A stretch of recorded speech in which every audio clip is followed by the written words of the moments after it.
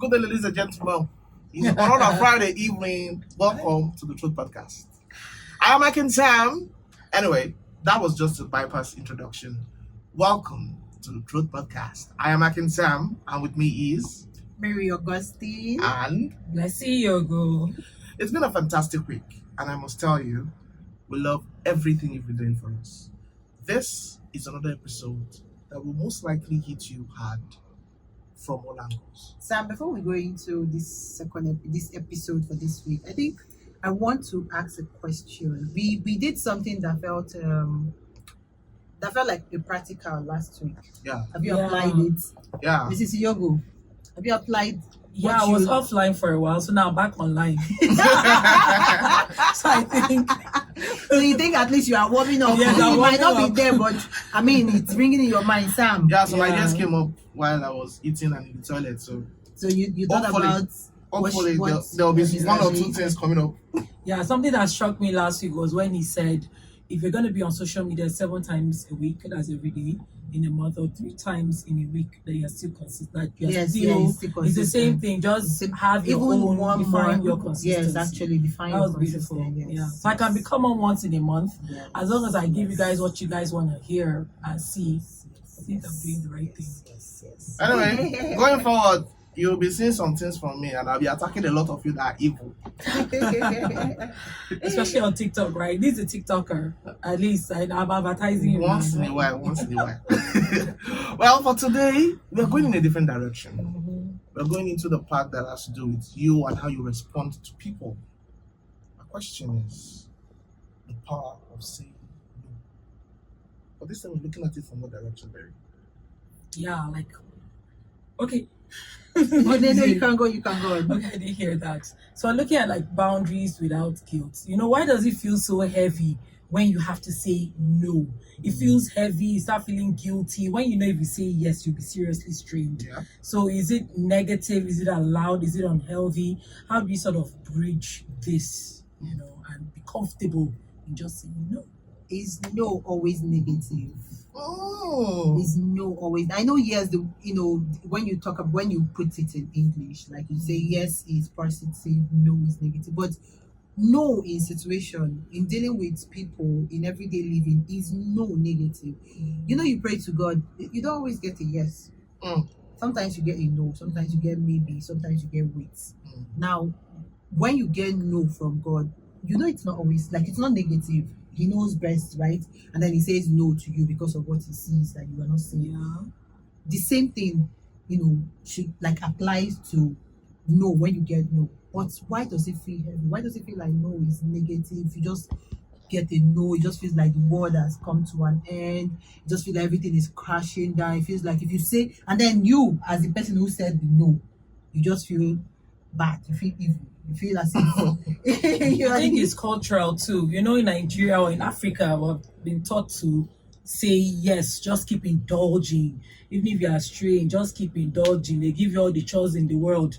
You have to keep doing it because you're last born or because you're a visitor. You don't have rights. You cannot say no. So, or you're in a family member, they keep taxing you, and you just don't know, is your mom, yes, she suffered for you, she took care of you. But right now you're going through some financial constraint and you just don't understand. So I think culture too has kept us in some box. Well, for me, I think education has done it too. Okay. Education generally has done that in the aspects where you are naturally taught from growing up in schools that you must do this. You can't actually question the system. Why should I do this? To understand if I can go actually do it or not. One problem we have naturally is the fact that we often don't know when to say no.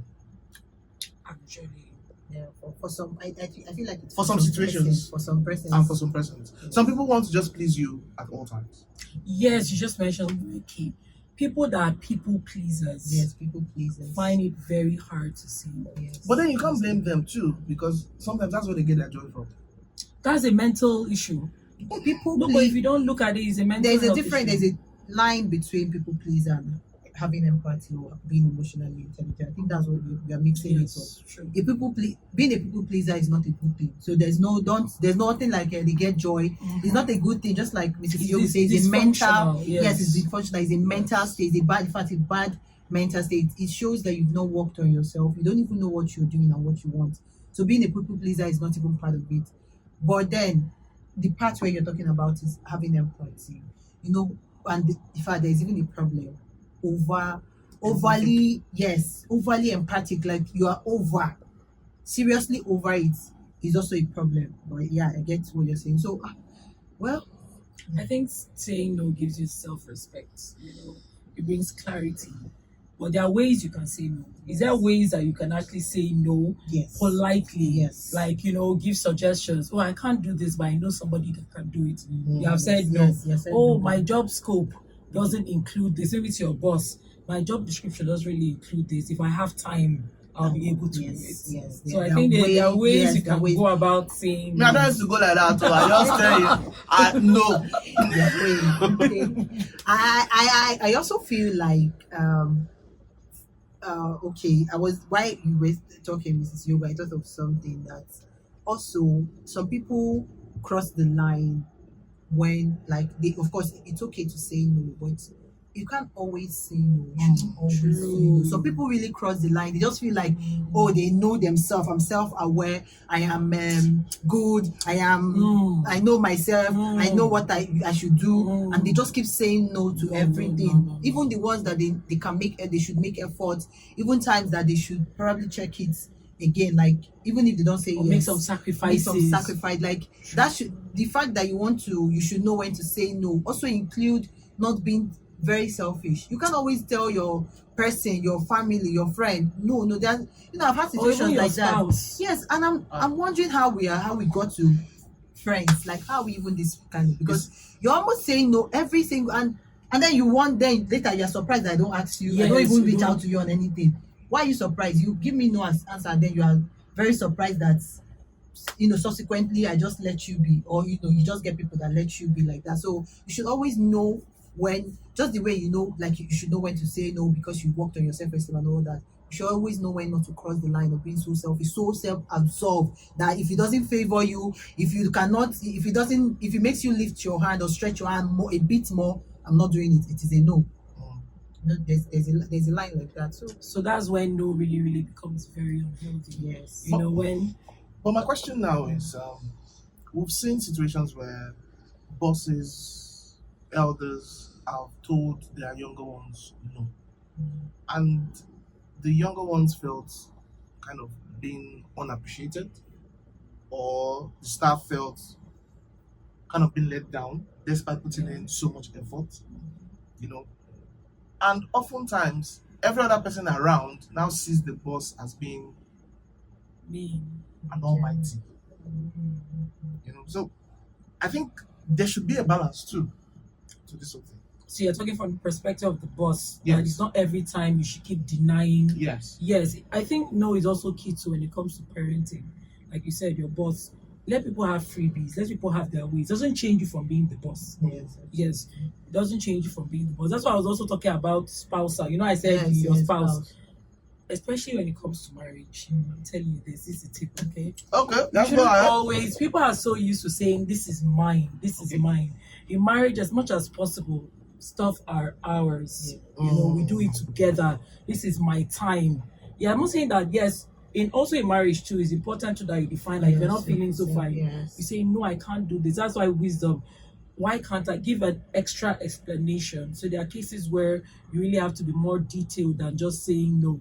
Okay, no, I can't do this. Like my sister can tell you no. She's my sister because she said you spoiled the thing that last time, so I'm not gonna do it. Then afterwards, you now know that this place it's a no-go area. is a no-go area because she said I gave you a long stick. I kept giving you this, doing this, but anytime you returned, it wasn't in the position. So she now goes the extra mile too. So there's some times where you need to explain and don't be proud about it. Just no because it's mine. No actual reason. That breaks intimacy. It breaks relationship, like sibling relationship, marriage. Just keeps something inside you. This person is always saying no, except it's actually explained. you, you see, there's a part that you spoke about where you said, you know, someone saying no, and then you were talking.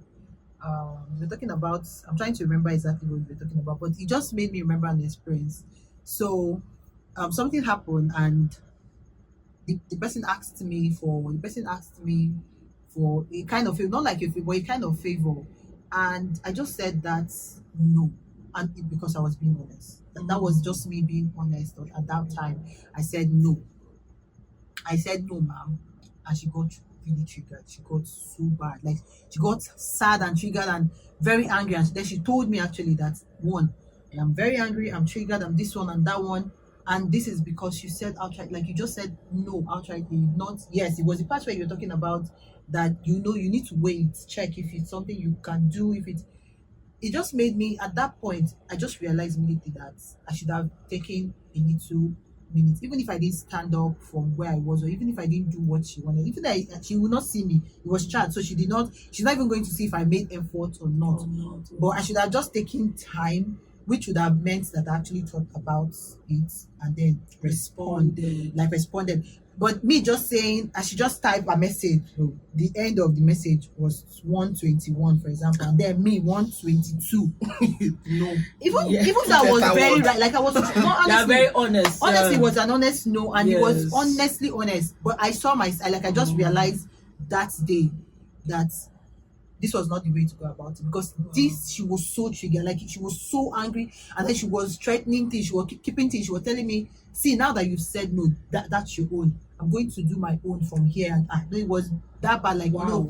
and that made me just realize that even when I had to try to make sure that I made her happy and all that, but that's by the way, me, from that situation I learned something that no, I should have just taken, even though I'm being honest, that I should have just taken, and subsequently I applied that. I'll say, oh, please, just give me a minute. Just give me 30 seconds. Just wait, let me just check this. I may not check. I may not stand up. Let me get Just back there. to you. Let me get back to you. Let me I'll just, respond I'll just shortly. be there. But I know that at least now the person will trust. If I come to say no, the person will trust that I've made an effort.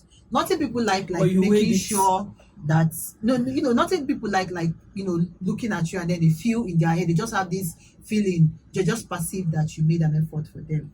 It makes things better, even if you did not. Yes, I'm not telling just you give not this to, but illusion that you made an So there's effort. actually a method to the madness of saying no. It's really a madness to say no. So while you are trying to say no, wear it. Is it something you can do? If it's something you can do and it won't put so much stress on you, go ahead. But if you know it's something that you can't do, explain better and let people understand that, well, I can't do this because of this. But I feel truly for formative years, especially for children, you should teach them to say no, especially to aunties, uncles, strangers they are not comfortable with. They should be able to say no. Teenagers, when it comes to peer pressure, parties, things that they just know that this is not their grooming, or they're in a place, but they are scared to say no. They shouldn't be. I believe in children saying no and owning their, having this independence sort of, Yes. this is mine, that is yours. Maybe it's in context of marriage that we have that union, but we don't have that union for any reason. I should be comfortable in saying no. I feel children should say no, because we don't have time to process all this politeness in going Yes. about it. So when I have a child, I'll be like no, or my nephew, my niece, they are so comfortable in saying no.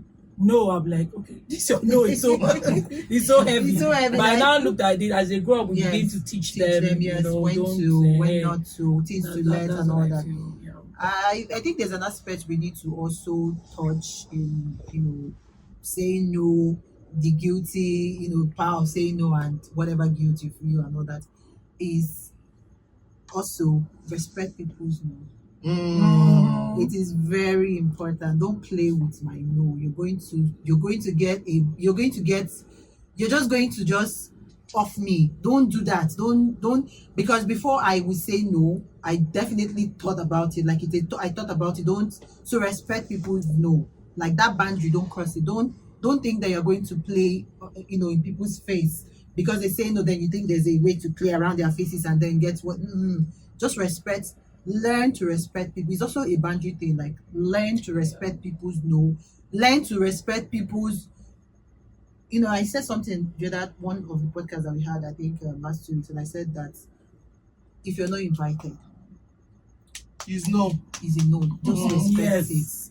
Yeah, if you're not invited, they did not invite you in a conversation, in a situation, in something that is going on in their life. They're actually saying no, and that's okay. Just respect it, and keep it flowing, keep it moving. Yeah. I feel like it is. I feel like it is one.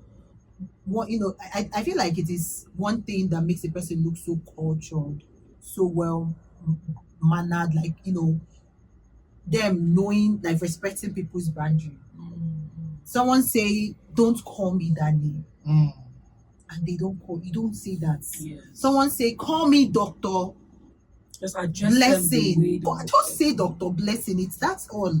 Someone say, "Do like this and do like that." That's how I want to be. If you feel like that's not okay for you, you can tell them, "Okay, this does not work for me," and then politely you pull out of the. But don't stay in that same situation, in that same office, and then you're addressing someone that has said, "Please don't call me Mrs. Kendi," and then you are addressing the person, and every day you see them, you call them. It's like just not even listening to what they have told you before. It doesn't make any sense. So please, it's a flip side. Respect people's no.